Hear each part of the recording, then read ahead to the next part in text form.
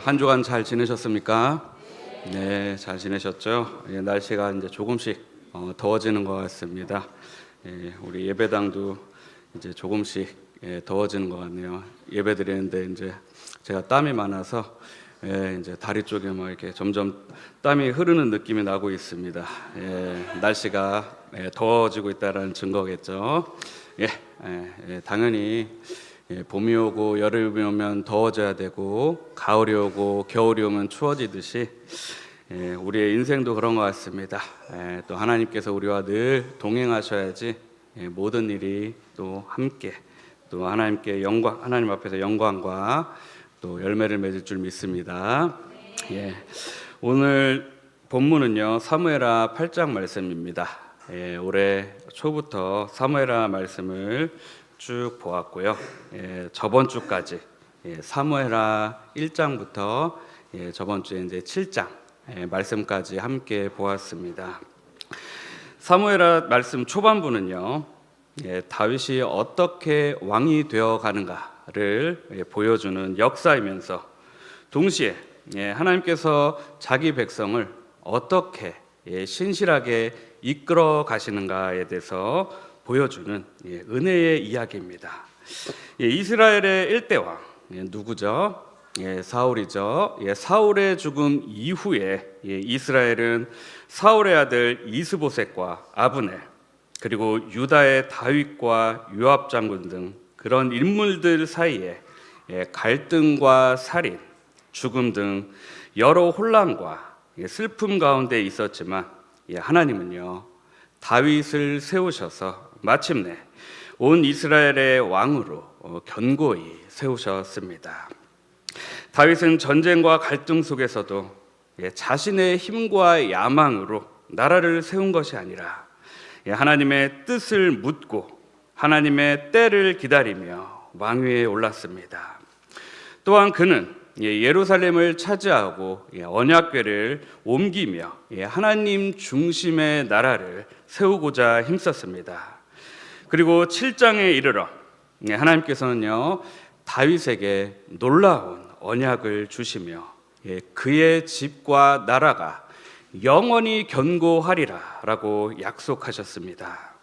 이제 오늘 우리는 사무엘하 8장을 통해 하나님의 백성이 어디에서 승리를 얻는지, 무엇이 진짜 승리인지, 그리고 그 승리가 오늘 우리와 무슨 상관이 있는지를 함께 보도록 하겠습니다. 사람들은 모두 승리를 원합니다.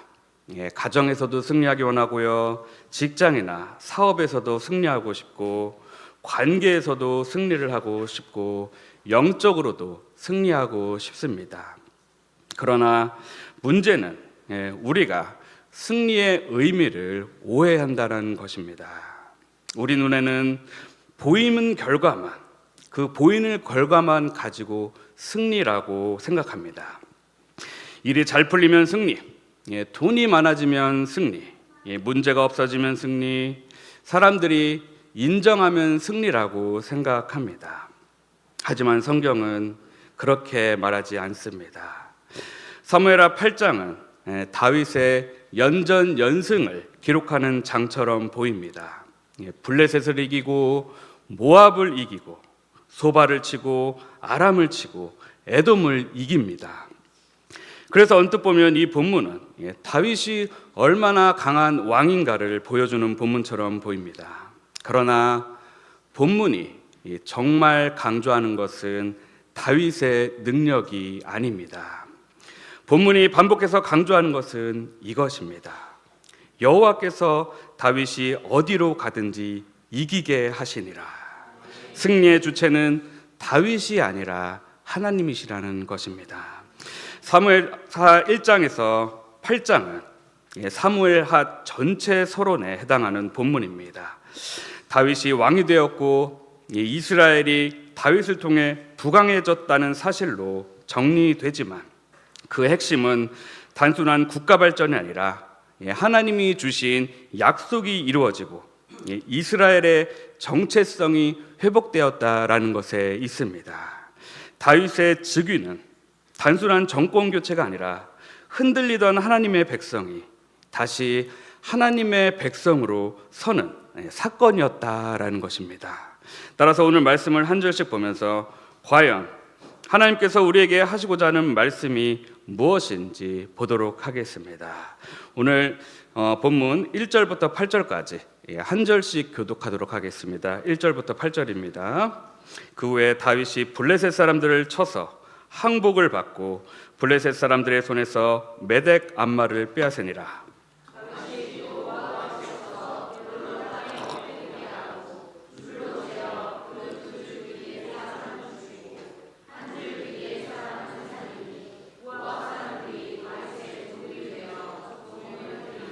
르홉의 아들 소바 왕 하닷 에셀이 자기 권세를 회복하려고 유브라데 강으로 갈 때 다윗이 그를 쳐서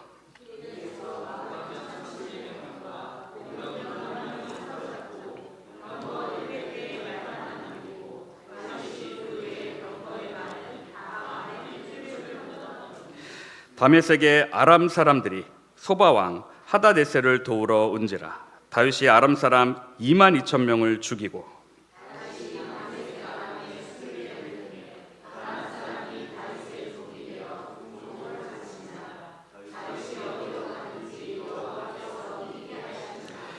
다윗이 하닷 에셀의 신복들이 가진 금 방패를 빼앗아 예루살렘으로 가져오고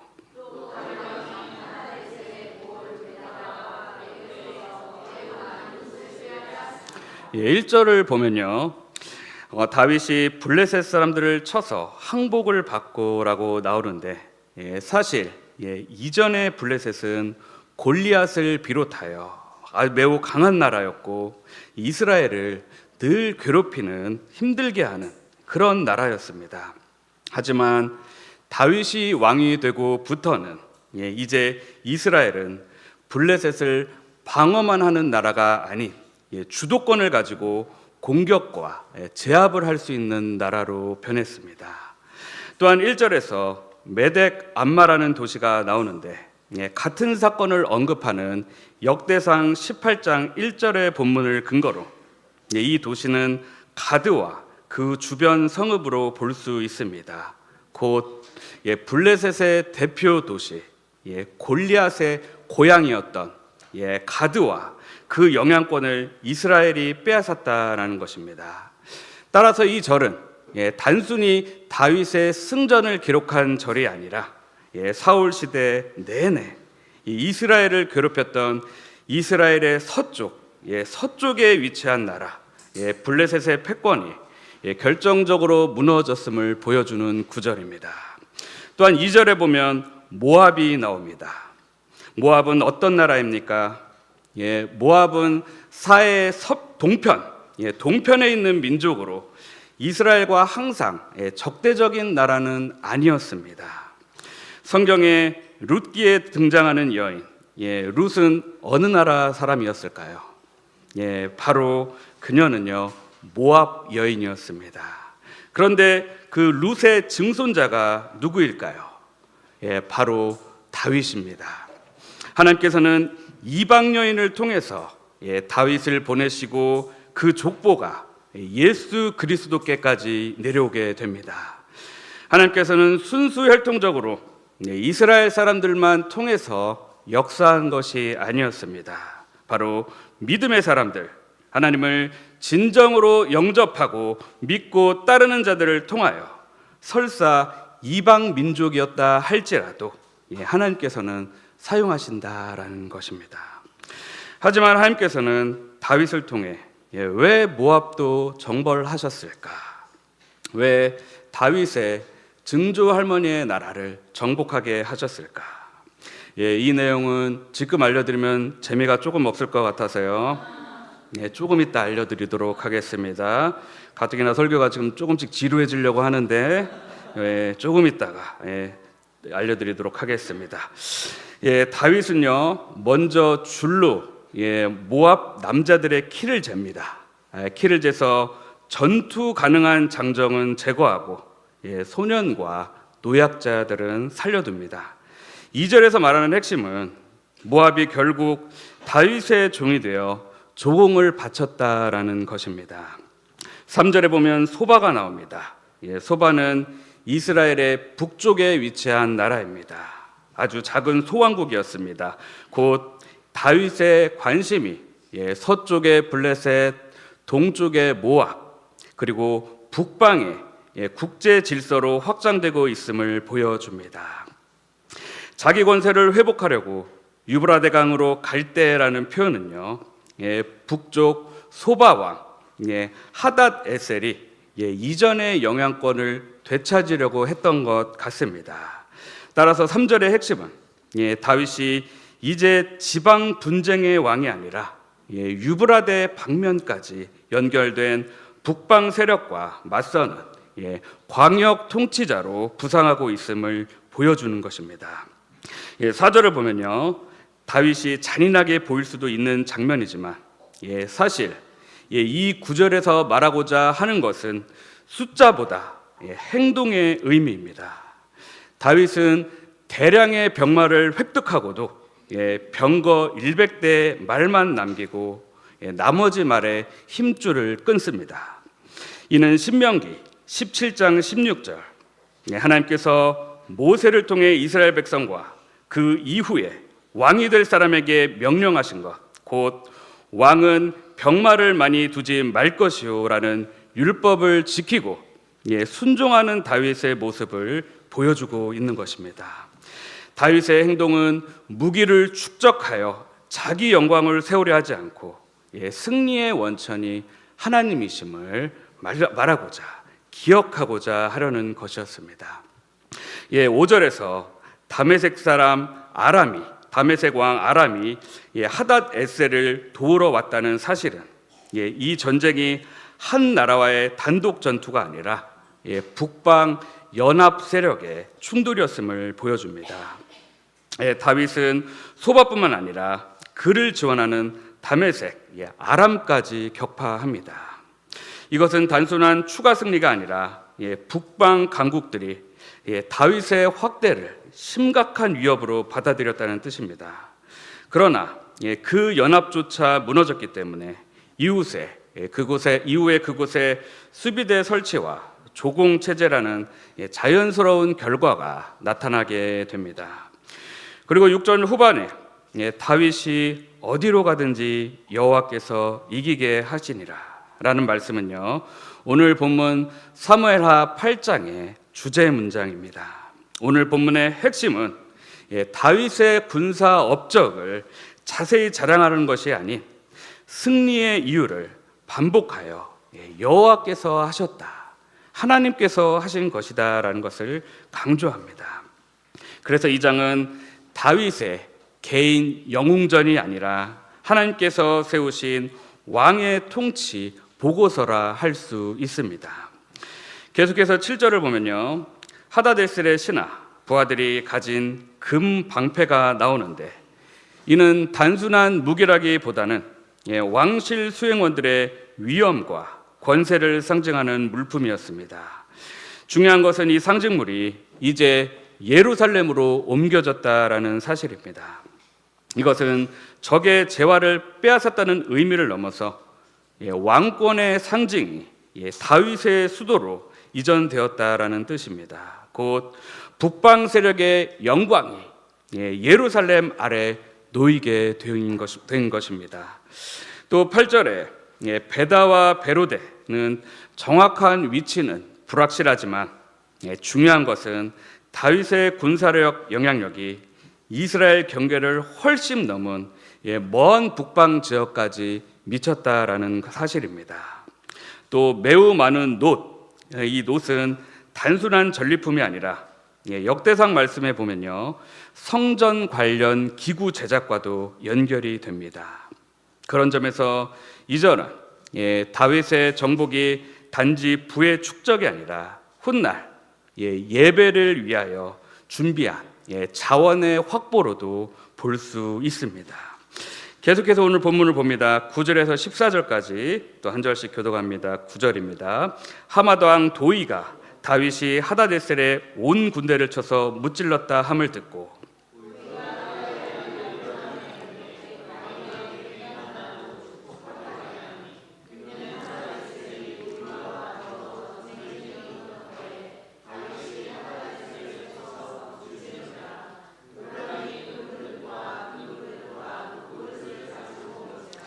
다윗 왕이 그것도 여호와께 드리되 그가 정복한 모든 나라에서 얻은 은금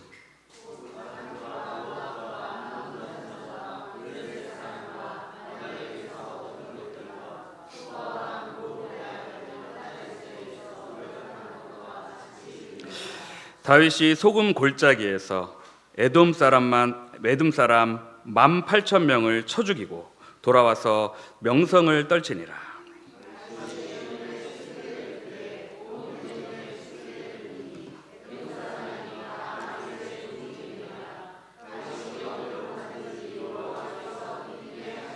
예, 9절에서 보면요, 하맛은 소바 북쪽에 있던 하나의 도시국가였습니다. 도의가 다윗의 승전 소식을 듣고 반응했다는 것은 다윗의 승리가 단지 전장 안에서의 사건이 아니라 지역 외교 질서를 재편한 사건임을 보여줍니다. 하다데셀이 도의와 전쟁 중이었다라는 것을 보아 도의는 다윗을 잠재적 위협보다 유리한 동맹 상대로 본 것입니다. 즉 다윗은 전쟁으로 영토만 넓힌 것이 아니라 주변국들로부터 새로운 질서의 중심으로 인정받기 시작했다라는 것입니다. 10절에서 도의가 자기 아들 요람을 다윗에게 보냈다라는 것은 매우 강한 외교적 예우입니다. 왕자가 직접 사절로 오는 것은 다윗에게 최고 수준의 존중을 표한 행위라고 볼 수 있습니다. 왕자 요람이 다윗에게 와서 문안하고 승전을 축하하고 금, 은, 놋그릇을 가져왔는데 이는 단순한 선물이 아니라 사실상 평화의사 표시와 우호조공의 성격을 가집니다. 11절에 다윗이 전리품을 하나님께 봉헌하는 내용이 나옵니다. 다윗은 전쟁에서 얻은 귀한 금속과 물품을 자기 부의 증식 수단으로 사용하지 않고 하나님께 여호와께 드립니다. 다윗의 위대함을 엿볼 수 있는 내용입니다. 왜냐하면 그는 승리 속에서 탐욕을 제어했기 때문입니다. 그 중심에 내가 얻었다가 아니라 하나님이 주셨다가 있기 때문입니다.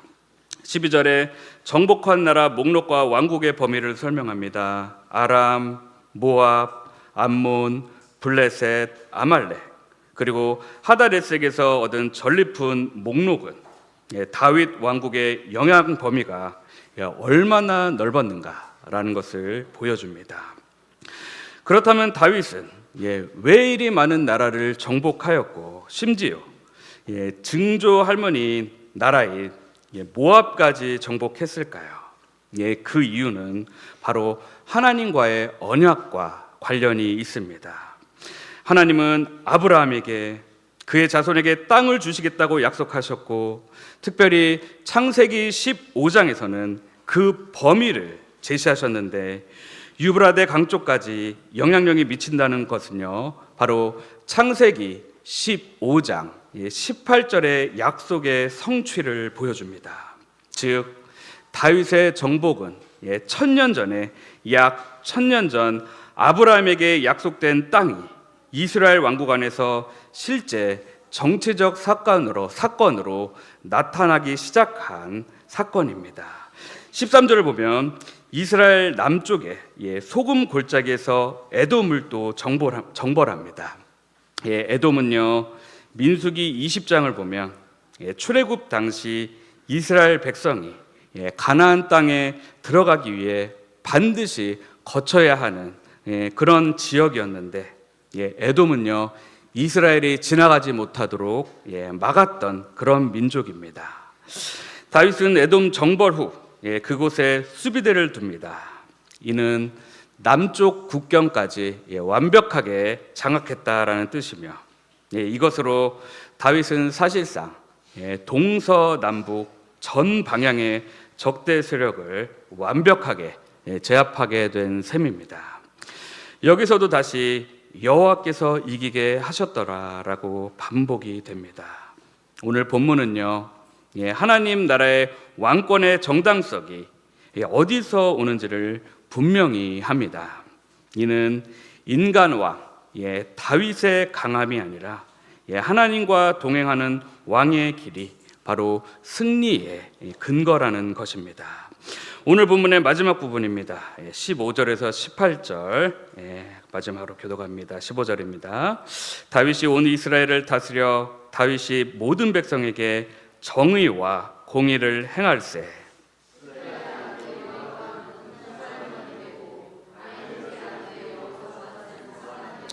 아히두베의 아들 사독과 아비아달의 아들 아히멜렉은 제사장이 되고 스라야는 서기관이 되고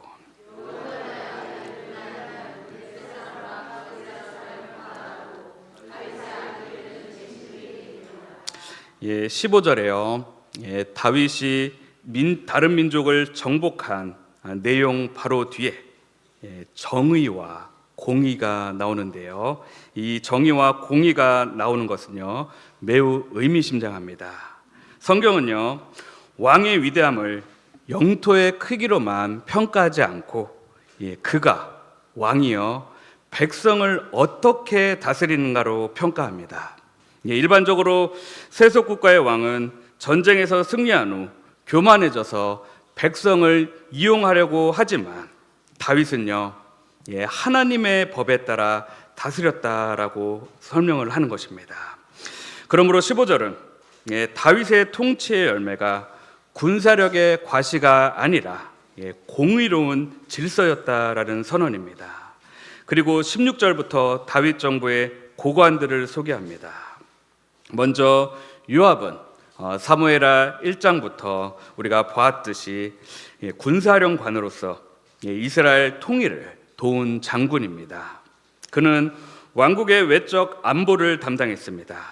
하지만 이미 사무엘하 초반부 말씀을 통해서 우리가 이미 알고 있듯이 그는 스루야의 아들들 중 하나로서 다윗은 사무엘하 3장 39절에서 내가 기름 부음 받은 왕이 되었으나 오늘 약하여서 스루야의 아들인 이 사람들을 제어하기가 너무 어려우니 여호와는 악행한 자에게 그 악한 대로 갚으실지로다 하니라라고 고백을 합니다. 즉 다윗은 자신의 누이의 아들들, 조카들이 날뛰는 것을 막는데 너무 힘들다라고 고백을 하는 것입니다. 우리가 이미 보았듯 요압은 다윗과 상의도 하지 않고 전쟁을 하고 이스라엘 통일이 이제 눈앞에 바로 왔는데, 눈앞에 앞두고 있는데 요압은 자기 동생을 죽였다는 개인적 원한 때문에 통일 상대 군사령관 아브넬을 살해하는 전형적으로 앞뒤 가리지 않고 행동하는 사람이었습니다. 훗날 다윗 말년에 그는 솔로몬이 아니라 아도니아 편에 섰고 이 일은 그의 몰락으로 이어집니다. 다윗도 임종 직전에 솔로몬에게 요압의 피 흘린 일을 그냥 넘기지 말라라고 말합니다. 요압은 결국 솔로몬의 명령으로 처형됩니다. 또 16절에 여호사밧은 사관인데 단순히 서기가 아니라 중요한 사건과 왕의 명령을 기록하고 보존하는 국가 기록 책임자로 이해됩니다. 이 절은 다윗 왕국이 단순한 카리스마 통치가 아니라 제도와 행정 문서가 작동하는 국가 체제였음을 보여줍니다. 또 17절에 사독과 아히멜렉은 제사장으로 함께 언급되는데 이것은 다윗 시대 제사 체제가 두 가문을 포함하는 복합 구조였음을 보여줍니다. 또 스라야는 서기관으로서 국가 문서와 왕실의 행정 실무를 담당하는 핵심 관리였습니다. 따라서 이 절은 다윗 왕권이 군사력만이 아니라 예배 질서와 문서 행정까지 함께 정비되어 있음을 보여줍니다. 또 18절에 분하야가 관할한 그렛 사람과 블렛 사람은 다윗 왕실 친위대, 지금으로 따지면 경호 부대로 이해됩니다. 실제로 이들은 훗날 압살롬이 반란을 일으켰을 때 다윗을 호위하고 솔로몬 즉위 과정에서도 중요한 역할을 합니다. 또 다윗의 아들들은 대신들이 되니라라는 말은 왕실의 최고 관리들, 곧 대신들이 되었다라는 것을 의미합니다. 따라서 이는 다윗 왕국이 단지 혈연 중심 체제의 왕국이 아니라 왕권 중심의 조직화되고 행정도 정비된 궁정 체제임을 보여줍니다. 이렇듯 오늘 본문 사무엘하 8장은 다윗이 강에서 승리했다라는 장이 아니라 여호와께서 세우신 왕이 여호와의 도움으로 승리하고 그 승리를 여호와께 돌리며 마침내 백성을 정의와 공의로 다스렸다라는 그런 말씀을 하는 장입니다.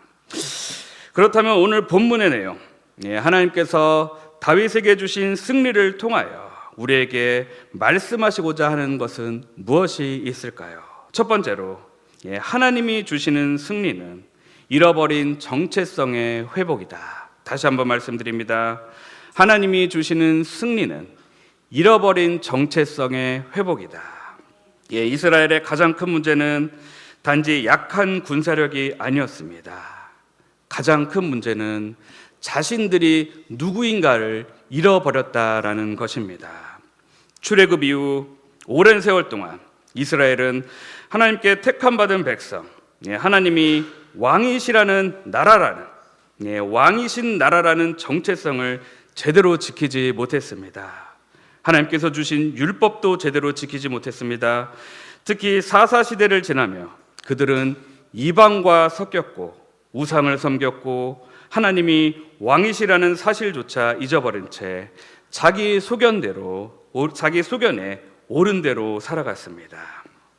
그런데 다윗이 왕이 되고 예루살렘이 수도가 되고 언약궤가 예루살렘에 자리 잡게 되면서 예배가 회복되고 하나님이 그들 가운데 임재하시며 다스리시는 하나님 나라의 정체성이 회복되게 된 것입니다.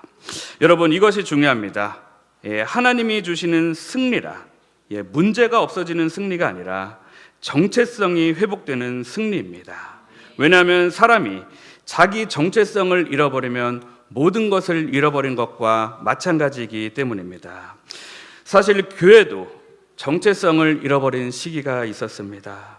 중세시대 교회가 타락하고 암흑기를 보내고 있었지만 그럼에도 불구하고 하나님께서는 교회를 지키시고 교회의 정체성을 잃어버리지 않게 회복시키셨습니다. 바로 루터와 칼빈과 같은 종교 개혁자들과 그 외 수많은 교회 갱신을 시도한 사람들 때문에 교회가 정체성을 잃어버리지 않고 오늘날 지금까지 오게 될 수 있었던 것입니다. 현재 한국교회도 마찬가지입니다. 정체성을 잃어버린다면 그것은 참된 교회가 아닙니다. 교회가 아무리 크고 재정적으로 여유롭고 성도가 줄지 않는다고 하더라도 교회가 정체성을 잃어버리면 세상적인 방식, 반성경적인 방식으로 교회가 흘러간다면 그것은 바로 구약의 사사시대 하나님께서 주신 율법을 지키지 않는 이스라엘과 다를 바가 없는 것입니다. 또한 교회의 개혁은 한 번만 일어나서 완성되는 것이 아니라 끊임없이 개혁이 일어나야 합니다. 개혁된 교회는 또 개혁되어야 합니다. 여기서 개혁은 무언가 새로운 것을 창조하는 것이 아니라 교회의 본질과 정체성을 잃지 않고 계속해서 성경으로 돌아가는 것입니다. 유명한 신학자 한스 킹은요, 그리스도가 계신 곳에 교회가 있다라고 말하며 이것을 교회의 내적 표지라고 말했습니다. 그렇다면 교회에 그리스도가 계신 것이라는 것을 어떻게 증명할 것인가? 단지 느낌상 우리 교회에 그리스도가 계신다, 임재에 계신다, 내가 찬양 인도할 때, 내가 설교할 때 성령님이 내려오신다라고 주장하는 일부 목회자들의 그런 주관적인 느낌이 과연 증거가 될 수 있는가? 이에 대해 종교 개혁자들은 참된 교회의 내적 표지 외에 또 외적 표지를 말씀했습니다. 객관적인 세 가지 외적 표지를 주장했습니다. 우리 주한교회 성도님들은 똑똑하셔서 이미 다 알고 계실 것입니다. 무엇이죠? 먼저는 말씀의 순수한 선포, 성례의 신실한 시행, 권징의 올바른 실행이 진정한 교회, 참된 교회의 객관적인 지표, 그리스도께서 우리 교회 안에 계신다라는 그 객관적인 지표라고 종교 개혁자들은 주장했습니다. 그럼 우리 교회가 과연 정체성을 잃어버리지 않았는가? 판단하는 기준이 무엇이 돼야 될까요? 바로 이 세 가지가 기준이 되어야 합니다. 목사가 말씀을 제대로 선포하고 있고 성도들이 그 말씀을 잘 듣고 있고 올바른 말씀인지 판단할 수 있고, 또한 세례, 침례와 주의 만찬이 제대로 실행되고 있는가, 죄에 대한 권징, 칠의, 규율이 올바로 작동하고 있는가, 이 기준으로 참된 교회의 정체성을 확인해야 합니다. 교회가 정체성을 잃어버리면 건물은 남아도 교회는 무너집니다. 성도가 성도의 정체성을 잃어버리면 직분은 남아있어도 믿음은 무너집니다. 오늘 우리도 마찬가지입니다. 교회의 문제점은 돈이 부족한 것이 아닐 수 있습니다. 사람이 부족한 것이 아닐 수 있습니다. 프로그램이 부족한 것이 아닐 수 있습니다. 가장 큰 위기는 우리가 누구인가를 잊어버리는 것입니다. 교회는요, 예수 그리스도를 진정으로 믿는 자들이 모이는 모임입니다. 교회는 그리스도의 피로 사신 백성입니다. 교회는 세상에 휩쓸리라고 부름받은 사람들이 아니라 하나님 나라를 드러내라고 부름받은 사람들입니다. 따라서 우리는 소비자가 아니라 예배자입니다. 우리는 구경꾼이 아니라 제자입니다. 우리는 세상 성공의 증인이 아니라 하나님의 영광의 증인입니다. 따라서 우리 교회의 이 정체성이 회복되기를 바랍니다. 우리 마음 가운데에도 이 정체성이 회복되기를 바랍니다. 두 번째로 오늘 본문을 통해 알 수 있는 것은요, 두 번째, 하나님이 주시는 승리는 외적 성공만이 아니라 내적 공의의 회복이다. 다시 한번 말씀드립니다. 하나님이 주시는 승리는 외적 성공만이 아니라 내적 공의의 회복이다. 사무엘하 8장을 보면요, 분명히 외적인 승리가 있습니다. 나라들이 정복됩니다. 국경이 넓어집니다. 전쟁에서 이깁니다. 주변 국가들이 조공을 바칩니다. 본문은 하나님이 다윗이 어디로 가든지 이기게 하셨다라고 증언합니다. 이것은 분명 이스라엘의 외적인 변화입니다. 하지만 오늘 본문은요, 거기서 끝나지 않습니다. 15절은 더 중요한 사실을 말합니다. 다윗이 온 이스라엘을 다스려 다윗이 모든 백성에게 정의와 공의를 행할세. 이것이 핵심입니다. 하나님께서 주시는 진짜 승리는 밖으로 이기는 것뿐만 아니라 안으로 바르게 되는 것입니다. 다윗의 통치 아래 나타난 두 번째 변화는 외적 변화에 이은 내적인 변화였고, 다윗은 정의와 공의로 나라와 민족을 다스렸다라고 성경은 증언합니다. 그리고 공의는 하나님의 뜻이 하나님의 백성 가운데 실현되는 것이며, 정의는 그 공의의 결과요, 열매로 볼 수 있습니다.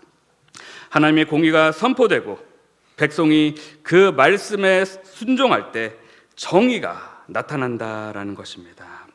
다시 말해 진짜 회복은 군사력만이 아니라 하나님의 통치가 회복되는 것에 있다라는 것입니다. 여러분, 오늘 말씀은 우리에게도 매우 중요합니다. 우리는 자꾸만 외적인 것에 붙잡고 싶어 합니다. 교회가 커지면 성공이라고 생각합니다. 사업이 잘 되면 성공이라고 생각합니다. 자녀가 좋은 학교에 가면 성공이라고 생각합니다. 아픈 문제가 해결되면 성공이라고 생각합니다. 그러나 성경은 묻습니다. 너의 마음은 하나님의 통치를 받고 있는가? 너의 가정과 교회는 공의와 정의가 실현되고 있는가?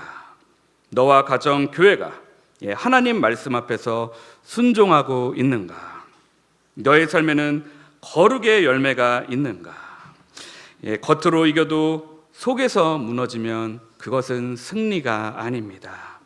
사람들에게 인정받아도 하나님 앞에서 무너지면 그것은 승리가 아닙니다. 돈은 많이 벌었는데 양심을 잃어버렸으면 그것은 승리가 아닙니다. 가정은 유지되는데 사랑과 진실, 거룩이 사라졌다면 그것도 승리가 아닙니다. 교회가 바빠도 말씀 앞에 떨지 않고 기도가 식어가고 회개가 사라진다면 그것은 부흥이 아니라 위험 신호입니다. 그래서 오늘 우리는 이렇게 기도해야 됩니다. 주님, 내 삶의 외적인 문제 해결뿐만 아니라 내적인 거룩을 회복하게 하소서. 주님, 내 가정의 편안함만이 아니라 공의를 주소서. 주님, 우리 교회 숫자만이 아니라 말씀의 권위를 회복시켜 주소서. 이것이 진짜 승리입니다. 이제 마지막으로 세 번째, 오늘 말씀을 통해서 볼 수 있는 것, 다윗의 승리는 완전하지 않았고 결국 예수 그리스도만이 영원한 왕이시다. 다시 한번 말씀드립니다. 세 번째, 다윗의 승리는 완전하지 않았고 결국 예수 그리스도만이 영원한 왕이시다. 이제 여기서 우리는 아주 중요한 질문을 해야 합니다. 그렇다면 다윗이 답입니까? 다윗 왕조가 완벽합니까? 사무엘하 8장의 승리가 영원히 이루어집니까? 아닙니다. 우리는 이미 이후의 역사를 잘 알고 있습니다. 다윗도 무너집니다. 그 후손들도 무너집니다. 왕국은 분열되고 백성은 타락하고 결국 나라는 멸망합니다. 다윗 자신이 노년에 하나님 뜻에 불순종하여 범죄했고 다윗의 후손들 역시 하나님을 버리고 우상을 섬기며 나라와 백성을 정의와 공의로 바르게 이끌지 못했습니다. 그래서 다윗 왕조는 실패했고 이스라엘은 멸망했습니다. 그러나 그것은요, 하나님이 실패하신 것이 아니라 다윗과 이스라엘이 실패한 것이며 하나님은 약속을 잊지 않으셨습니다. 다윗의 왕자는 앞으로 이루실 영원하고 완전한 왕의 예표였고 그 왕이 바로 예수 그리스도이십니다. 바로 여기에 복음이 있습니다. 다윗은 좋은 왕이지만 완벽한 왕은 아니었습니다. 이스라엘은 택함받은 나라였지만 영원한 해답은 아니었습니다. 다윗의 승리는 그림자이고 예수 그리스도의 승리가 실체입니다. 사랑하는 성도 여러분, 우리의 소망은 다윗이 아닙니다. 우리의 소망은 사람도 아닙니다. 우리의 소망은 제도도 아닙니다. 우리의 소망은 오직 예수 그리스도입니다. 그리스도인과 교회의 삶은 무수한 싸움의 연속이며 우리를 공격하는 강력한 원수가 크게 세 가지가 있습니다. 그것은 바로 사탄과 세상, 그리고 육신이라고 신약 성서에서 말합니다. 하지만 다윗의 승리가 하나님께서 주신 승리였듯이 예수 그리스도께서 모든 원수를 물리치셨고 그 승리의 영광을 그의 백성들에게 교회에 주셨습니다. 천국을 잠그고 열 수 있는 열쇠를 교회에 주셨습니다. 그래서 사탄의 공격도, 세상의 유혹도, 육신의 정욕도 이제 예수 그리스도 앞에서는 힘을 잃을 수밖에 없습니다. 그러므로 성도의 싸움은 패배가 예정된 싸움이 아닙니다. 이미 승리하신 예수 그리스도의 승리에 참여하는 싸움입니다. 따라서 우리는 포기하면 안 됩니다. 또한 교회가 옆에 있는 형제자매들이 전우가 되어 나와 함께 이 싸움을 싸우고 있습니다. 이미 승리한 싸움을 한 몸으로서, 가족으로서 함께 싸우고 있는 것입니다. 그래서 우리는 교회, 한 몸됨, 지체가 중요한 것입니다. 사무엘하 8장의 승리는 공동체적 승리입니다. 하나님은 그의 백성을 세우시고 그의 나라를 드러나게 하시고 그의 공의와 정의를 나타내십니다. 오직 예수 그리스도 안에만 공의와 정의가 있으며, 그러므로 예수 그리스도를 믿는 백성들은 하나님의 공의와 정의의 증인이 되어야 합니다. 또한 세상의 빛과 소금이 되어야 합니다. 또한 교회와 성도는 무기력한 존재가 아니며 그리스도 안에서 세상을 이기는 힘과 사탄을 물리치는 능력이 주어졌습니다. 그리고 우리는 실패해도 주님께서 승리하시기에 결국 승리하십니다. 따라서 우리 교회가 이런 교회가 되길 바랍니다. 예배로 정체성이 회복되는 교회, 말씀으로 다스림을 받는 교회, 공의와 정의를 행하는 교회, 세상 속에서 소금과 빛이 되는 교회, 낙심하는 시대 속에서도 여호와께서 이기게 하셨더라라고 고백하는 교회가 되길 바랍니다. 말씀을 마무리하겠습니다.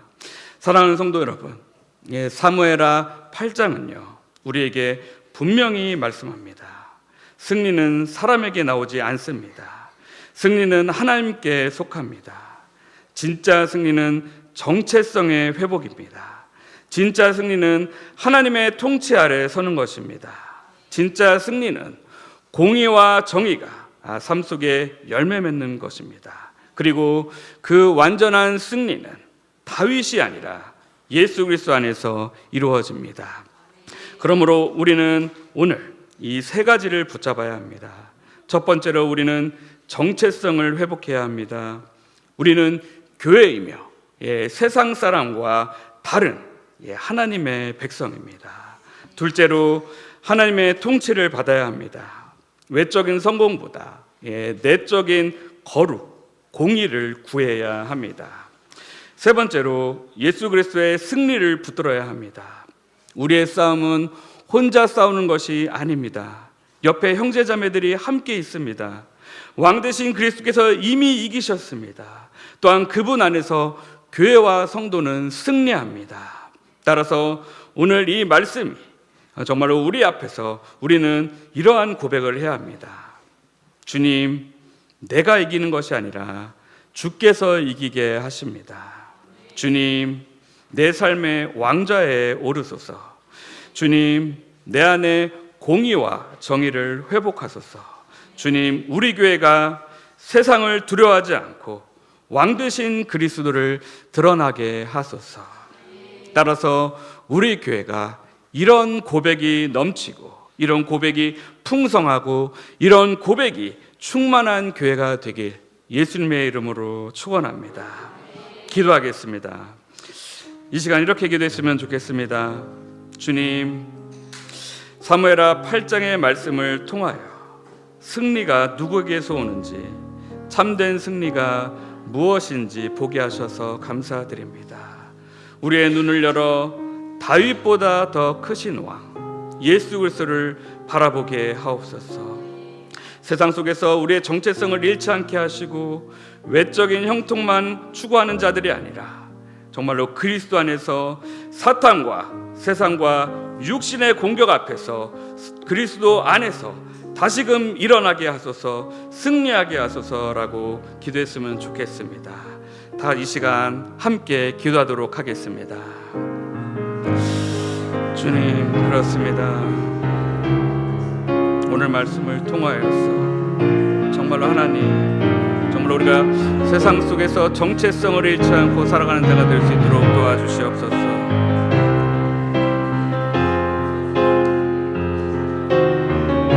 주님, 그렇습니다. 우리 너무나 부족합니다. 정말로 육신이 연약합니다. 유혹에 너무 쉽습니다. 하지만 하나님 함께하여 주시옵소서. 주님 함께하여 주시옵소서. 주님 이끌어 주시옵소서. 주님, 하나님 함께하여 주시옵소서.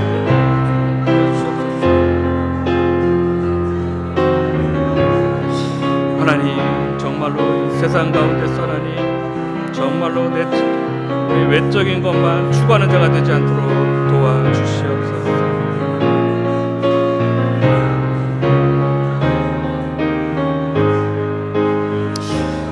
하나님, 오늘 사무엘하 8장 말씀을 통하여서 정말로 무엇이 참된 승리인가 우리가 알게 되었습니다. 주님, 우리가 외적으로 성공하는 것이 승리가 아니라 정말로 이 세상 속에서 또한 교회로서 우리가 어떤 정체성을 가지고 살아가는가, 정말 우리가 말씀과 성령으로 충만한가 우리를 돌아보게 하여 주시옵소서. 또한 외적인 형통만 구하는 자들이 아니라 정말로 주의 공의와 정의가 정말로 실현되는 우리 교회 이 나라 되게 하여 주시옵소서. 이 세상은 자신의 이익에 따라서 움직이는 세상입니다. 하지만 우리는 정말로 주의 공의와 정의를 추구하는 자들이 될 수 있도록 주님 함께 하시고 이끌어 주시옵소서. 사탄과 세상과 육신의 정욕 앞에서 낙심하게 하지 않게 하시고 정말로 승리하신 그리스도 안에서 우리가 다시금 일어날 수 있도록 하여 주시옵소서.